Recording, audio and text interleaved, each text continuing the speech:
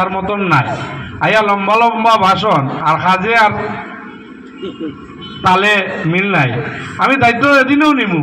আমি বহুত জায়গাত কইছি যে রাতাবাড়ির মুসলিম মানুষের দায়িত্ব নিতে হইলে রাতাবাড়ির যারা মুসলিম মানুষ আছেন 3 বার পরীক্ষা দিতে লাগবে। এই এমপি পঞ্চায়েতে তার এমএলএ, এরপরে আমি দায়িত্ব নিই।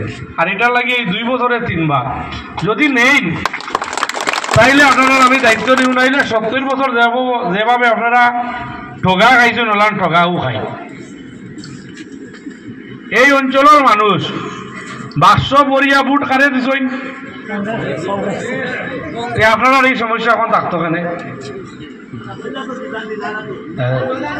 টাকার কথা নয় তো, ওর বিজয় মালাকার যেটারে একটাও বুট দিছ না, কইছো কাফির উঠে দিতে লস হইব আমরা, কইছো না নি এই বেটায়। আর ভাই